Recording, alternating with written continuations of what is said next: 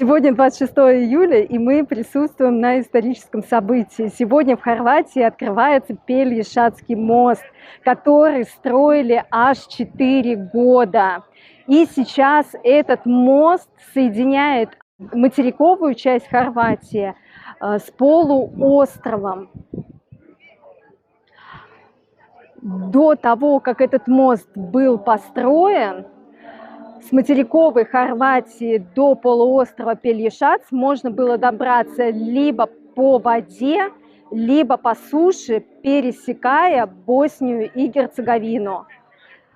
Хорватия планирует вступить в Шенгенскую зону в ближайшее время, и строительство этого моста было одним из условий вступления в Шенген. Так как было бы очень неудобно пересекать третью страну, которая не входит ни в Евросоюз, ни в Шенген, перемещаясь по Хорватии. Интересно, что Евросоюз построил этот мост не своими силами, а нанял китайскую строительную компанию. На мост было потрачено 420 миллионов евро, 85% выделил Евросоюз, 15% выделила Хорватия. Не так гладко шло строительство и согласование проекта этого моста. Не согласны были экологи со строительством моста, они переживали за местную флору и фауну. Также не были согласны Босния и Герцеговина. Они переживали, что под этим мостом не смогут проходить высокие суда и заходить в их порт. Но в итоге пришли к консенсусу, мост построили 2,5 километра в длину и почти 100 метров в высоту. И сейчас здесь проходит праздник, здесь праздничный концерт, здесь поют национальные песни, здесь присутствует телевидение, присутствует радио Хорватии, и здесь будет праздничный салют.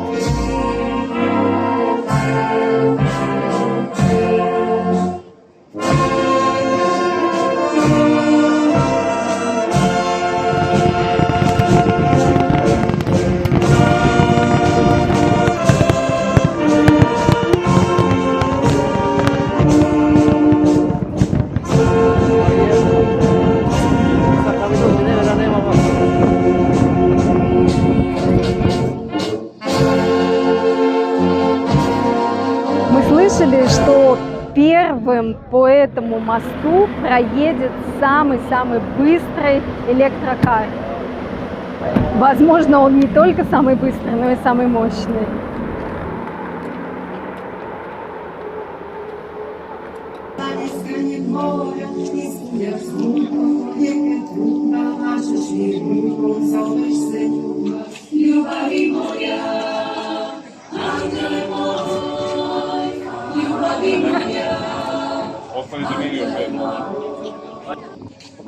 Видите, как хорваты гордятся своим мостом?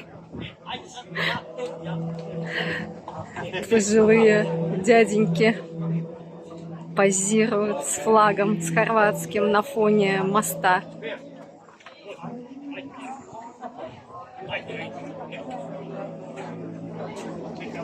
Вид, конечно, очень живописный. Вижу, что здесь присутствуют строители этого моста. То есть китайцы будут тоже здесь, на этом празднике. И действительно, это же их день. Они строили этот мост долгих 4 года. Чтобы построить Пельешатский мост, вблизи него организовали бетонный завод. Посмотрите, какой прекрасный вид открывается на Пельешатский мост. И посмотрите, Хорватия очень славится своими островами. Очень много в Хорватии всяких красивых и разных островов. Интересно, что пока Хорватия еще не в Шенгене, валюта куны. И это очень для нас неудобно, потому что нужно постоянно обменивать евро на куны. В голове ты не можешь сообразить, сколько что стоит. И не во всех ресторанах, не во всех магазинах, к сожалению, принимают карточки. Но надеемся, что все-таки в ближайшем будущем Хорватия станет частью Шенгена и перейдет на евро. Посмотрите, первыми по мосту поедут байкеры. Выстроилась огромная колонна байкеров.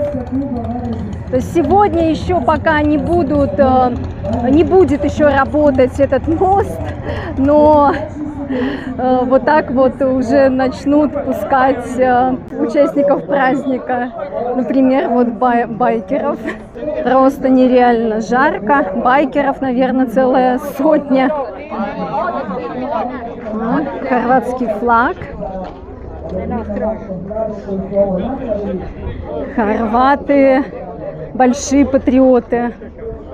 Очень они гордятся своими достижениями, какими-то успехами. Любая даже мелочь кому-то может показаться мелочью, а для хорватов повод для гордости. Но сегодня действительно значимое событие, есть чему гордиться не только хорватам, но и всему Европейскому Союзу. Посмотрите, как это выглядит со стороны.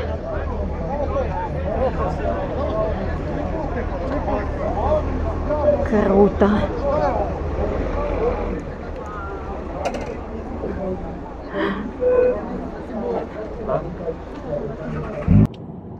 Мост только-только открыли. Сегодня первый день, как по нему пустили потоки машин. Интересный факт, что Хорватия зависит от туризма на 20%. 20% экономики составляют доходы от туризма. Мост длиною почти 2,5 километра над морем. Соединяет мост материковую часть Хорватии с полуостровом Пельешац.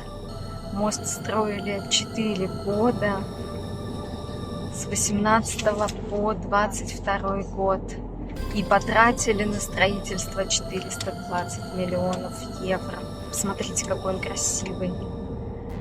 Высотой мост почти 100 метров.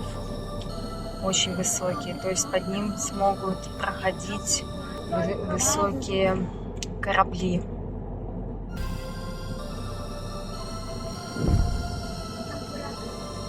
Смотрите, на противоположной стороне красивые горы. Все, Хорватия уже практически одной ногой в шенгенской зоне. Осталось еще совсем немного времени, и Хорватия перейдет на евро, откажется от своей валюты, от кун. Куны уйдут в историю, и Хорватия будет евровой зоной. Кто бы что ни говорил про Евросоюз, про его слабость, про развал Евросоюза, но на практике мы видим, как много стран стремится попасть в Евросоюз и присоединиться к шенгенской зоне. Хорватия уже давно, уже много лет в еврозоне, но она не была в Шенгене.